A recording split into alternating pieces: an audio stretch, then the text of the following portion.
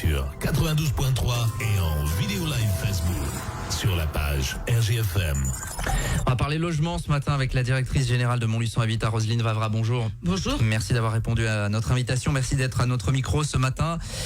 Montluçon Habitat qui n'a pas cessé ses activités, évidemment, durant toute cette période de crise sanitaire.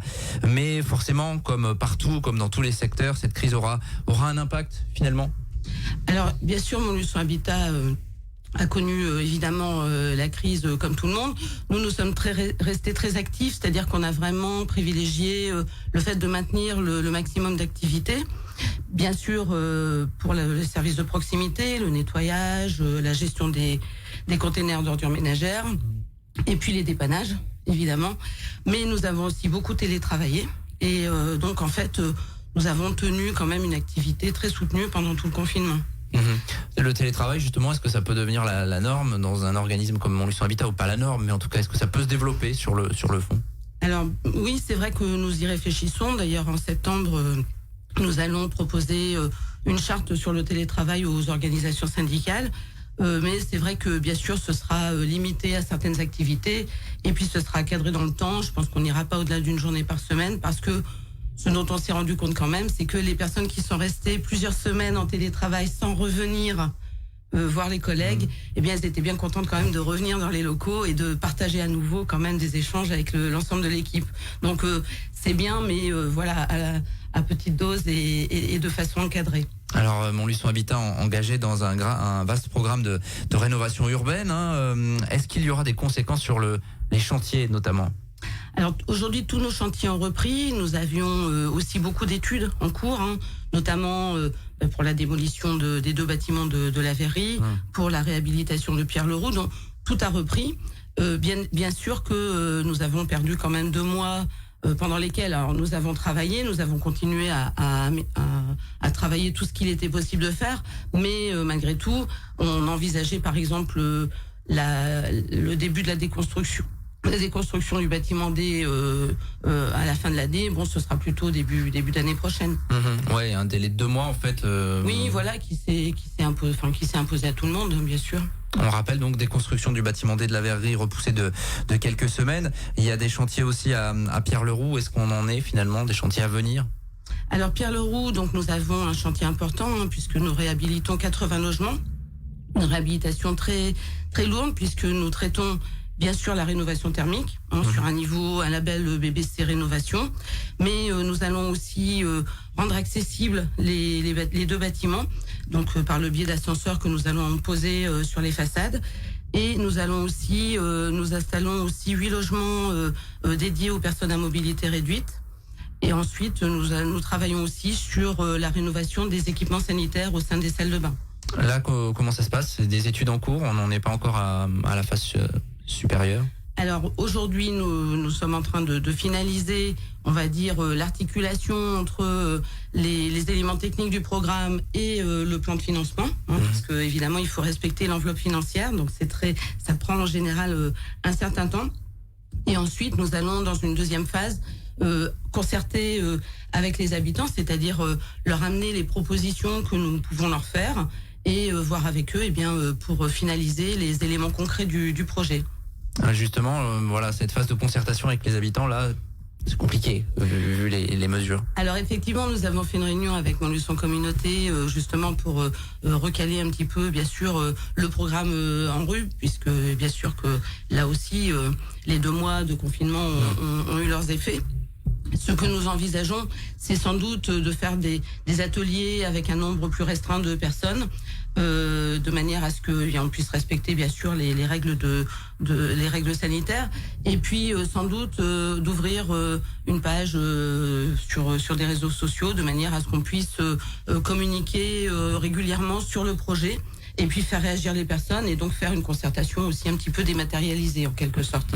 Vous parliez du financement. Est-ce que vous pensez que la crise actuelle est de nature à remettre en question finalement certains financements? Vous avez des craintes à l'avenir, ou est-ce que voilà, maintenant c'est ficelé et de toute façon il n'y aura pas de retour en arrière? Non, alors concernant les financements, par exemple si on parle du NPNRU, la convention a été signée, les enveloppes sont arrêtées, il y a même peut-être en réalité des possibilités que certaines enveloppes soient élargies pour relancer l'économie, donc avec bien sûr des travaux complémentaires à la clé. Donc en réalité, nous n'avons pas d'inquiétude sur le financement de nos opérations. Non, la difficulté, c'est surtout de respecter là pour le coup les calendriers opérationnels, et c'est pour ça que nous nous sommes employés, y compris pendant le confinement, à continuer à travailler nos opérations. Donc c'est des gros programmes à venir, hein, la verrerie, Pierre-Leroux, déconstruction, rénovation, Bienassi également. Oui, Bienassi. Donc alors Bienassi, nous sommes en train donc de lancer le chantier de déconstruction qui devrait démarrer dans les semaines à venir.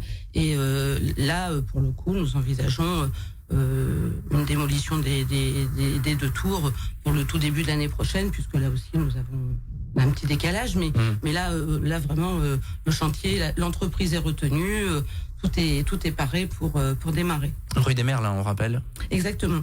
Voilà, pour ces deux démolitions-là. Alors voilà, dans les prochaines semaines, dans les prochains mois, il y a donc des gros projets en cours à Montluçon Habitat, avec ce réseau insertion qui est mis en place et qui va permettre en fait à des habitants des quartiers prioritaires de bénéficier d'emploi dans le cadre de ces travaux-là. Expliquez-nous un peu comment ça marche.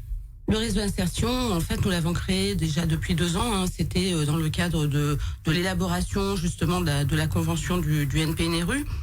Il regroupe 26 acteurs, tous les acteurs vraiment de l'insertion, de l'emploi. Il y a l'État, il y a la région, le département, donc et toutes les associations d'insertion, et également les représentants du monde du BTP. Donc ça permet vraiment d'avoir un regard global sur l'action d'insertion.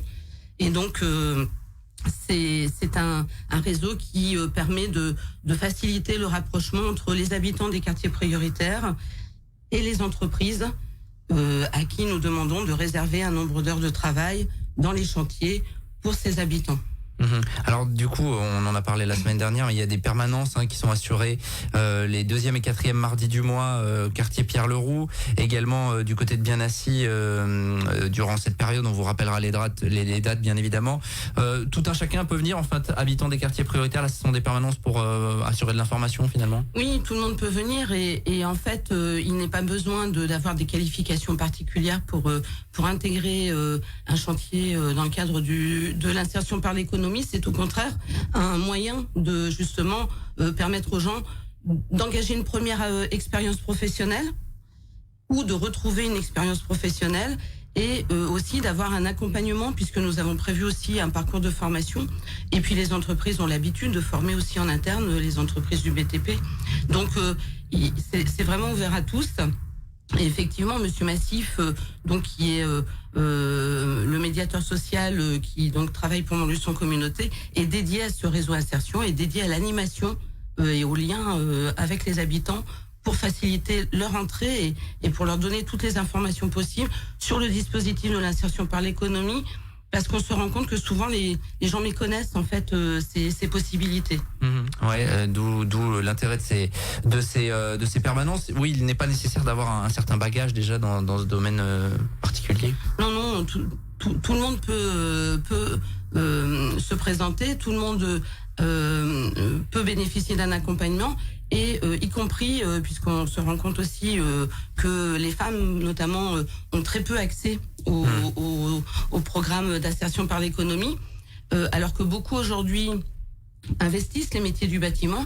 Donc nous avons aussi un effort particulier à faire aussi en direction du public féminin pour leur permettre d'accéder à ces dispositifs. Tout cela va s'étaler dans le temps sur tout le programme de rénovation urbaine qui est engagé ? Oui, bien sûr. Alors sur le programme de rénovation urbaine, nous avons une estimation, nous avons près de 16 000 heures calculées, estimées, dédiées à l'insertion.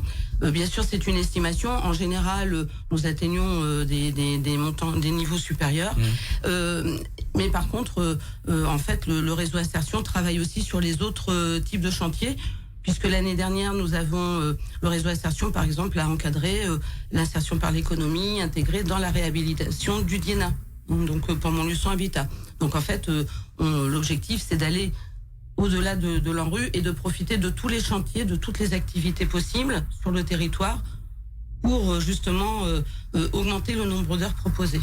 Alors, réservé, on rappelle, aux habitants des quartiers prioritaires, ce dispositif. Oui, alors aujourd'hui oui, parce que c'est une règle du NPNRU, puisque le principe de l'ANRU, c'est de dire, les subventions, les aides que nous attribuons aux chantiers, une partie de ces aides doit revenir dans l'économie au sein du quartier, ce qui est plutôt vertueux, bien sûr, comme principe, mais ça ne nous empêche pas, bien sûr, de l'étendre ensuite, et c'est ce que nous ferons dans un second temps.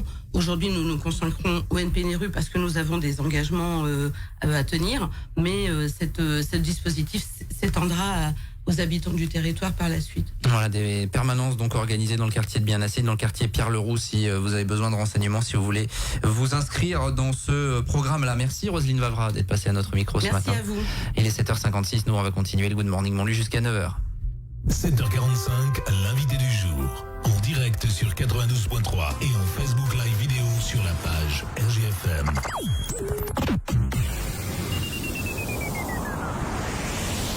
Waouh, t'as la toute dernière tablette, celle qui vient de sortir? Mais comment t'as fait pour te l'acheter? C'est tout bête, j'ai revendu mon smartphone